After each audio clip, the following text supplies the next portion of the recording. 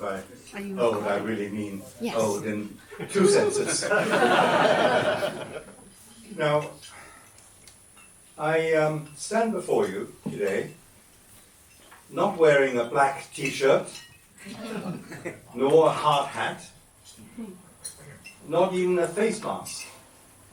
But I am a protester nevertheless.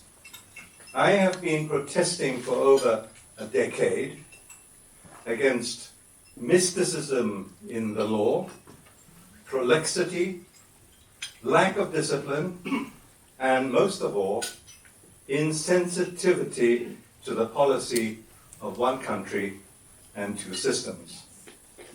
Now, all of these matters have been highlighted in the book published in January this year, entitled, quotes, "Is the Hong Kong Judiciary Sleepwalking to 2047, question mark?" And added to in the most recent book that I published about a month ago, entitled, "Can Freedom and Liberal Values Thrive if the Common Law Crumbles?"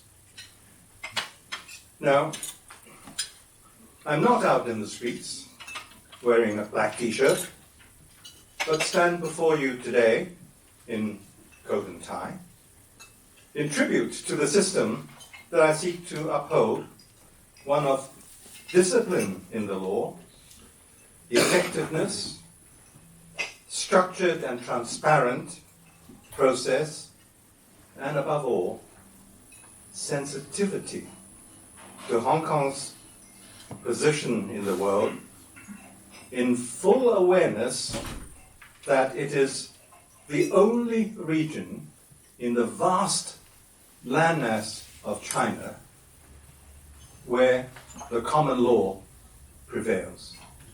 Just think about that. Out of a population of 1.4 billion, only about 7.4 million have that privilege. And it is under that system that the freedoms and core values of Hong Kong, for which the youth seem to be fighting for, can prosper today. What I hope to evolve out of all this agitation is a common law appropriate to Hong Kong's unique position in the wider common law world. Common law, if you like, with Hong Kong characteristics, capable of solving Hong Kong's problems. Now, one of those problems, plain for all to see now, is the fact that the courts are clogged with work, unable to deal effectively with the mounting cases, some of the utmost gravity, generated by the arrests made by the police over the last nearly 6 months. And in my book of essays, Is the Hong Kong Judiciary Sleepwalking to 2047, I highlighted the polemics going on in those courts and said, if that continues, quotes, one would not need urban terrorism to bring civil administration to its knees. If I have a fight on hand, it is a fight for the long continuation of the common law system well beyond 2047, so that the youth of today can have legal protection for their core values when they reach maturity, enjoying rights and freedoms that go well beyond a humdrum existence, a life infused with high ideals, noble sentiments, able to be expressed freely. And of course, preservation of Hong Kong's economic standing as one of the foremost financial centers of the world. There's New York, there's London, there's Hong Kong. Now, can you imagine Hong Kong enjoying that position without being underpinned by the common law. Now, rule of law. These are just big words. But without structure and discipline, it is just a high-sounding slogan. And democracy, in quotes. There's another high-sounding word. It too must have structure and discipline to be effective. In all Western democracies, there's separation of power, with the executive, the legislative, and the judiciary, each acting within its own sphere and discipline, more or less. We see the lines merging, for example, in the United States of America, quite a lot. But nevertheless, these are the main pillars of civil society. In Hong Kong, legislative councillors hold high office. They are sworn to uphold the basic law and to bear allegiance to Hong Kong SAR. Now, there are 70 councillors, as you probably all know, 35 elected from geographical constituencies and 35 from functional constituencies. The democratization of LegCo actually began in 1985, when functional constituencies were first created by the colonial government. And I stood against Martin Lee for the legal functional constituency when we were both practicing barristers, and lost to him by a fairly convincing margin. And I learned halfway through campaigning, by the way, that I really wasn't a political animal at all. But he was. And he went on to form the Democratic Party, and successive members occupying that seat ever since have come under the democracy banner. Now, whatever political views councillors may have, they carry the same responsibility to act in the best interests of Hong Kong in accordance with the basic law. And it makes no difference whether they are elected from a geographical constituency or a functional constituency. Their first duty is to make the institution work. And they would have betrayed the trust reposed in them by their own constituents and by the wider community if they acted willfully to frustrate the workings of that institution. What then does one say about the respect those councillors show for themselves? Last month, when on the occasion of the annual address of the chief executive, they so debased their own institution as to prevent the chief executive from performing her constitutional duty by violent acts. And what you say when on the next day they repeatedly outraged at question time, resulting in their removal from the chamber. Now, on that occasion, they attended the session wearing black T-shirts, emblazoned with the slogan, quotes, 5 demands, not one less, 5項要求, 1項不少, emblazoned on their black T-shirts, in open breach of their own rules made by LegCo itself, prohibiting the display of slogans and messages in the public galleries. And so above the law were they, that they could impose rules on others from which they felt themselves exempt. Their acts amounted to incitement to violence, to trashing the rule of law. But then you see, they operate under a statute which gives them powers and privileges exempting them from legal process. So instead of acting as role models to the youth of Hong Kong, they abused their privilege and showed how violence can derail civil process, and all the while drawing fat salaries. They scream for universal suffrage and call themselves Democrats. Now, is that how democracy works? And is the public to trust them if they should replace the present government by what they avow to be their democratic process? The media, by and large, merely reported these incidents as councillors expressing their frustration at the government's intransigence, downplaying the outrage and the breach of trust. And one sees here identity politics at play and the power of slogans. If you are pro-Democrat, you are by definition a good guy. If you are pro-Beijing, you are a bad guy. Or as President Clinton might well have said, this is a binary world, stupid. Don't you know? It is either 0 or 1. It is only black and white. Multicolors, well, that belongs to Disneyland.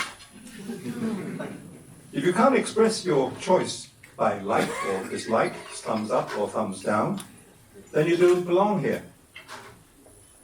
You're a loser.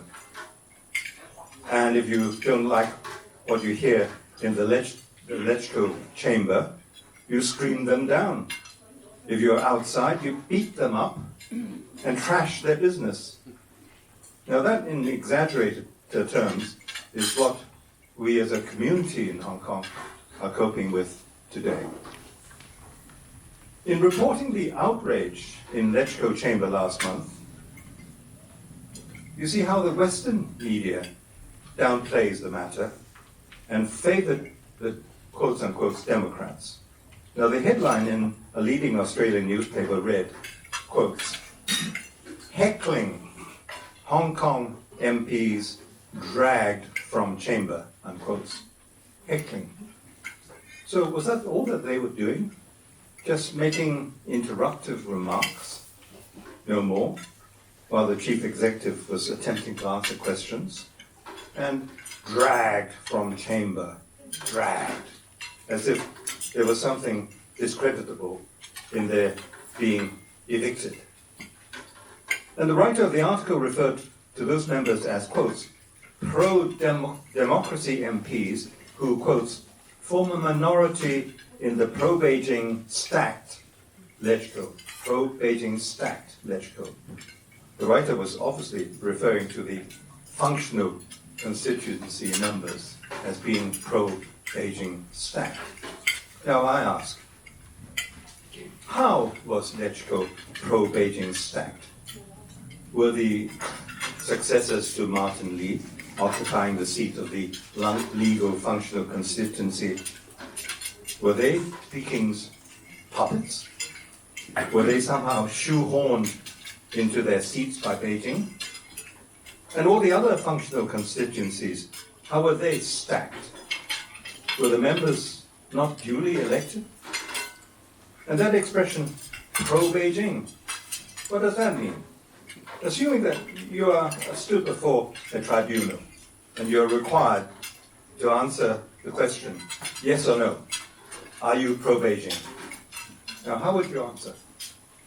Well, Beijing is the recognized, legitimate, established government of one of the greatest nations on earth, second to the USA in economic terms, with a permanent seat on the Security Council.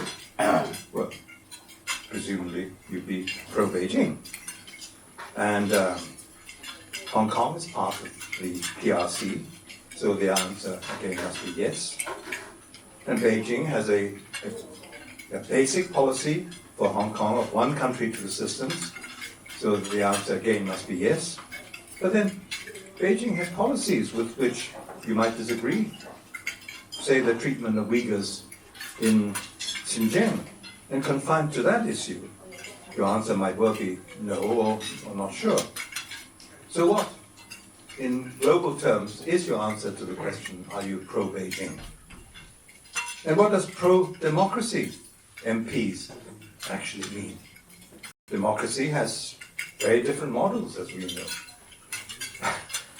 From that of ancient Greece, from which the word in fact comes, where slavery was the foundation of society, to the US model, where someone with 3 million less popular votes, Donald Trump, than his nearest rival, Hillary Clinton, could be elected president of the United States. And then a similar thing happened a little while back when Al Gore lost to George W. Bush. Now, is this how universal suffrage works in their democracy? So when the protesters shout, democracy, manju, freedom, 自由, universal suffrage, 普选, these are empty slogans, unless they are able to spell out what precisely they mean and the realities they face. And one of these realities is constitutional restraint. 5 demands, not one less. 5項要求，1項不少. Say the black shirts. Let's look a little more closely at a couple of these demands. As the whole world knows, violent crimes are being committed in the streets and other public places, and it's been going on for nearly 6 months. And black-shirted fighters come out armed with protective gear, ready to commit arson, destroy property, inflict grievous bodily harm. And we've seen gruesome, premeditated murder committed before our very eyes when one man poured petrol on a man arguing with them and the other set him alight. They immobilized transport systems by fire, violently resist arrest. They employ guerrilla tactics in their fight against the police. And their professed aim is to destroy the police force. This, in effect, is urban terrorism. We burn, you burn, they say. The police have a constitutional duty to restore law and order in the streets, to enable ordinary people to get on with their business. And the rank and file of the police have been doing this at the risk of their lives, week after week, month after month, and with threats against their families and their children. And many people have been arrested to be brought before the courts to face trial for some really serious offences, including probably attempted murder. Now, most of us have seen the video, I think, of a white-haired grandmother attempting to clear RCOHK Road of debris single-handedly after a violent confrontation, and some protesters in hard hats and goggles and wearing gas masks were in the street. And she repeatedly asked them, "Why did you do this?" There was no answer. But from their placards, we see these words, 自由, 民主, rule of law, etc. And they demand that all prosecutions be dropped so that no one should face trial, and they would continue to inflict, using the words of Wang Tifeng, blood and tears on the community until their demand is met. Now, they who profess to fight for the rule of law require suspension of the rule of law for themselves. Why? Well, because, you see, they're pro-democrats, stupid. You trust them to be the new rulers of Hong Kong? And then another of the demands, that the chief executive should resign and, quotes, free elections should take place for the next chief executive. How realistic is that? Free elections, whatever that means. Is that within the gift of the Hong Kong government?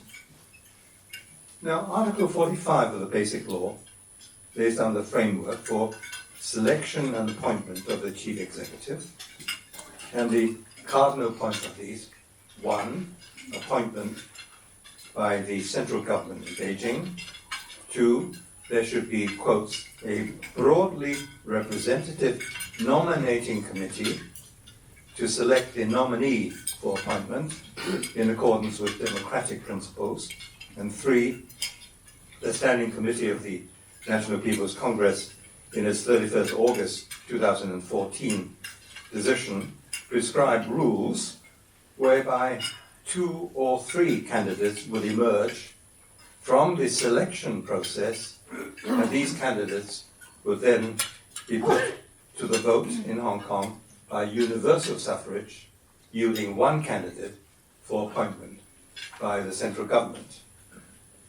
Now, some would say that this is a pretty democratic model. Universal suffrage is certainly part of the process. But in essence, the pro-democrats rejected this model. They say that such process does not constitute free elections or universal suffrage. But whether one likes it or not, that nominating committee for the selection of candidates is written into the Constitution, and it is only the National People's Congress which has the power to amend the Basic Law. That's Article 1591. Is it likely that the NPC would be moved to amend the Basic Law because petrol bombs are thrown and symbols of national unity are trashed and mainland businesses are vandalized in the streets of Hong Kong? Now, Anthony Dapperan, in his excellent little book, City of Protest, I don't know how many of you actually have read that little book. Yes, I'm very surprised that so few people have. Anyway, that was published by Penguin, I think about 2 or 3 years ago. In that little book, he refers to a debate, the only debate, organized between the student leaders and the government officials in October 2014 during the Umbrella Movement, when the students articulated their social concerns as follows: income inequality, affordability of housing, and the influence of tycoons in the community. Now, these ills have in no way been addressed by the government since that time. If anything, inequality has widened. Just reflect on this. Hong Kong's foreign currency reserves stands probably number 1 in the world. Probably, because maybe China's is bigger.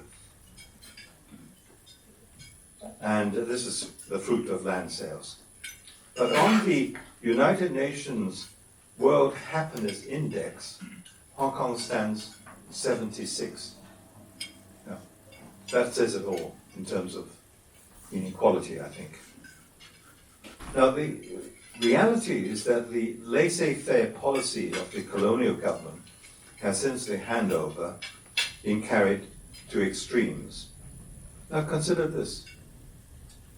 Tung Chee-hwa's proposal to build 85,000 units of public housing to be fulfilled within his 5-year term of chief executive, it wasn't plucked out of the air, because these things take long-term planning. It would have taken years of planning by the colonial government to bring the matter to such maturity that it could have been announced in 1997. Now, the policy, if implemented, would have done much, I believe, to alleviate the housing crisis of today. But property tycoons leaned heavily on him, and he abandoned the project, leaving the gap in housing to be filled by the private sector, with the result we see today. This, I suggest, and other social ills, long neglected by the government, probably form the main driver for protest amongst the many, many people, not the 5 demands, and drive the people out into the street at the beginning of June in support of the movement to stop the Fugitive Offenders Bill.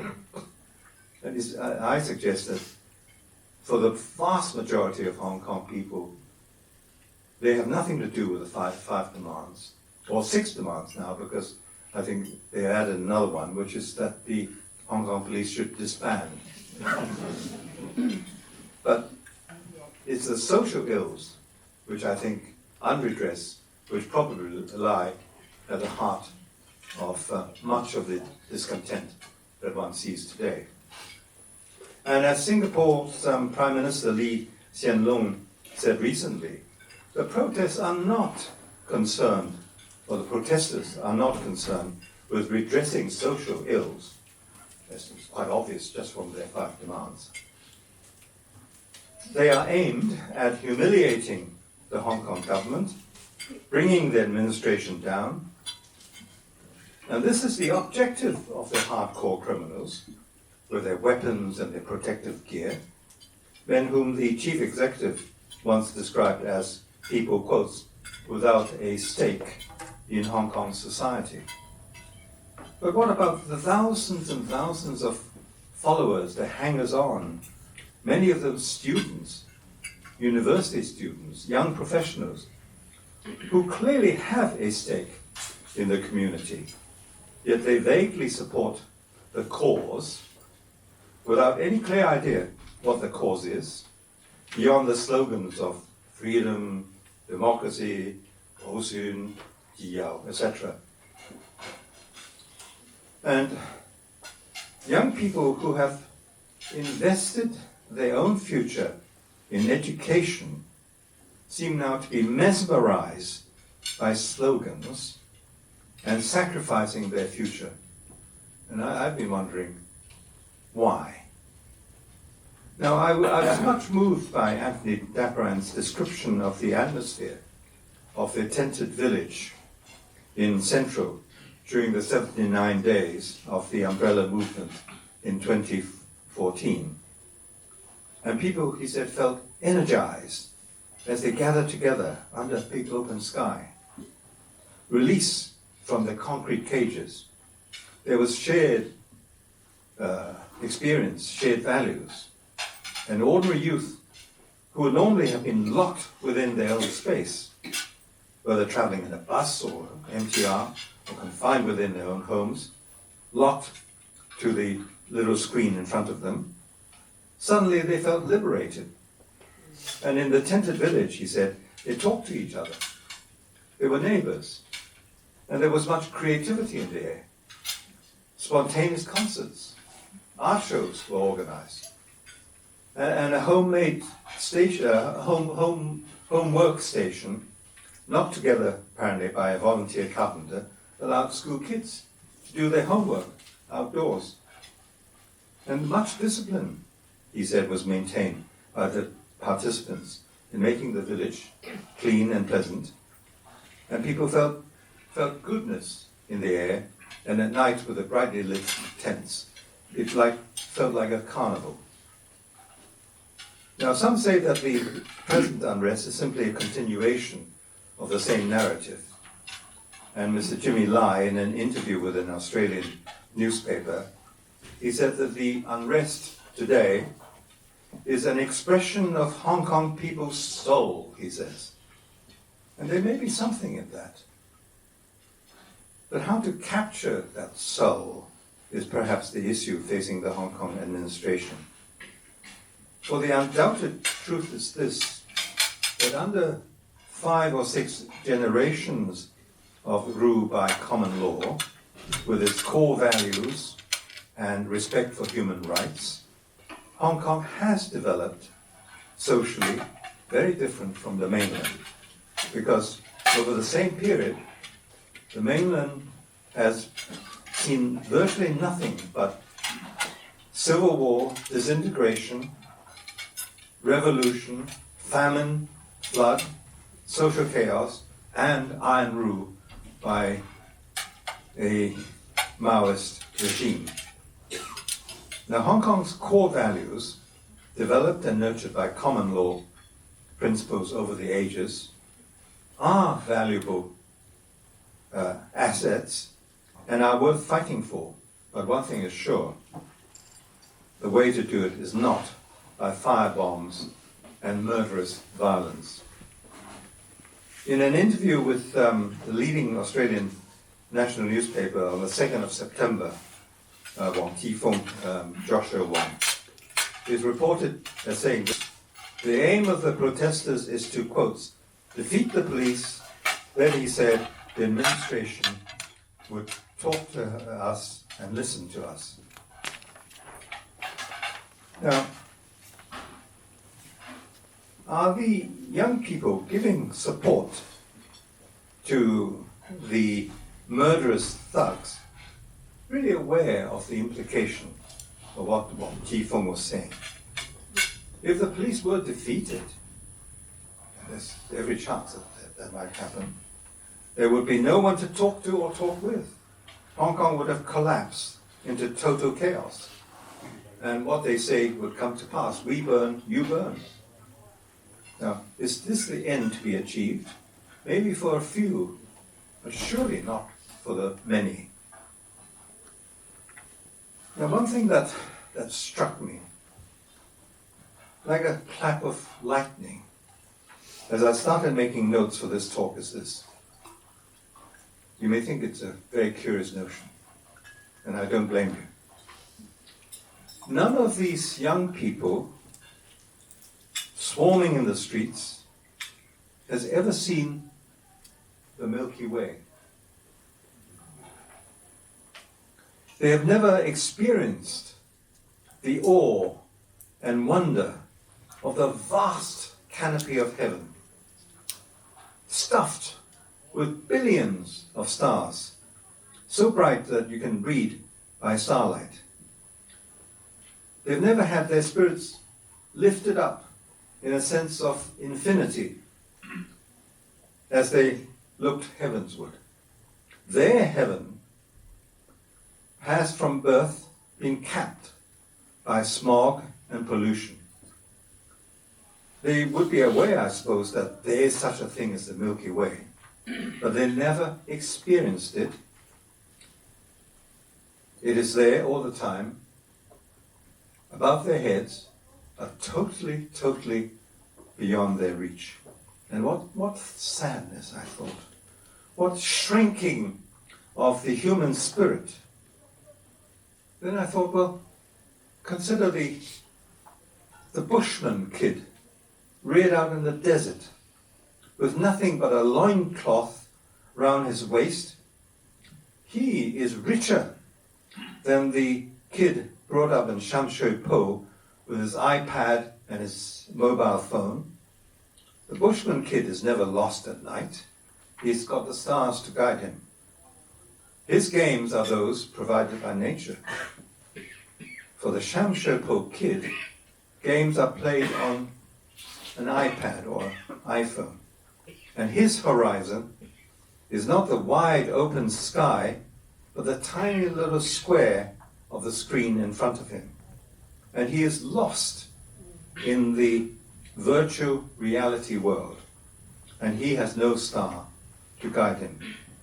So beyond social injustice and inequality, is it possible that the matter goes much deeper?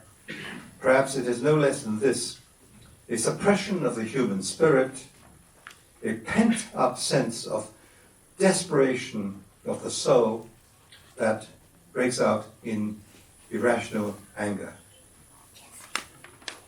Now here I come across a factual problem. How many of the young people arrested us of today have never actually wielded a weapon or smashed installations? How many have simply tagged along, enslaved by other people's slogans, other people's ideas? And I turn to the figures revealed by the government. Nearly 4,500 protesters have been arrested, and only about 500 have been charged. The rest were simply put on police bail or released unconditionally. The question I have is this: of those charged, how many for really serious offenses like arson, inflicting grievous bodily harm, attempted murder, damaging MTI installations? And what about those who smashed their way into Letchko on the 1st of July? Have they been charged? The unrest has been going on for 6 months. How many have been convicted and sentenced for serious crimes? Now, the path of justice is, or should be, a seamless one. The task of the police is to bring people to justice. The justice system then takes over. And under the present law, the police can detain an arrested person for only 48 hours. And within that time limit, the prisoner must be brought before a magistrate. And depending on the nature of the charge, the magistrate will then decide whether to release him on bail or to have him detained pending trial. Now that is the normal process. But justice seems to be stalled. Now, justice is a two-edged sword. When the issue is whether a person is guilty as charged, it is hard-edged. There's no compromise. If the evidence satisfies the proof of guilt, conviction must follow, and speedily. But when it comes to sentence, it can be soft-edged. The court would deal with the individual circumstance, and there is there, in sentencing, room for the exercise of compassion and mercy. But as things stand today, justice is simply stalled, or perhaps even paralyzed. And trials have not followed arrests, and of those who have been charged, very few have actually come to court. Now, in this state of dysfunction, it is therefore not possible to isolate the thug from those hapless students who simply tag along, enslaved by false ideology, and are driven perhaps by peer pressure to participate in some way, with no intention of themselves inflicting serious harm on society, perhaps taking part in a virtue reality show. Now, if the justice systems worked, we would by now have seen cases in court, been able to separate the thug from his followers. And of those followers, we would have then been seen those who are criminally inclined and those who simply tagged along, perhaps by peer pressure. And justice could have been done, tinged perhaps with mercy. Instead of justice in action, true effective justice, all that we see is a black hole sapping energy and causing despair. So what is the way forward? It must surely be this: the urgent repair of the entire justice system, from the police action to the court system to finality. But this will take years to redress. The only alternative, therefore, is the use of emergency powers, because we are truly in a state of emergency, even though the administration would like to call it a state of public danger. Now, it is no longer business as usual. Plainly, the 48-hour limit for the police must be increased. And what about making it unlawful for an arrested person to fail to disclose his identity. I mean, if I were a thug and I was in the interrogation room, I wouldn't give my name. I will not carry my ID card. Why should I? I'm going out to commit murder, maybe. So you fine me for not having an ID card is of no consequence. I've got no criminal record. Now, how am I to be identified within that lifetime limit? Fingerprinting, right? I hold my thumb like that. What are you going to do? You're going to break my thumb? You want to take a picture of me? I smile. I wink. And, for identification purposes, so that my picture can be compared with the ID record, I've got to stand very still. So, I wonder how many of these cases who've been released unconditionally are cases where the police simply don't know who it is in front of them. Surely, those are the instances where emergency powers can and should be invoked. But then, of course, we see from the judgment yesterday that the very foundation of the exercise of emergency powers have been declared unconstitutional and contrary to the basic law by 2 judges of the High Court. So the hole that has been opening up in front of us is dug even bigger by an arm of government itself. What's the way forward? Well, we've got many wise people in this room, and I can offer no answer. 2 minutes to go? No, I'm stopping right now. Thank you.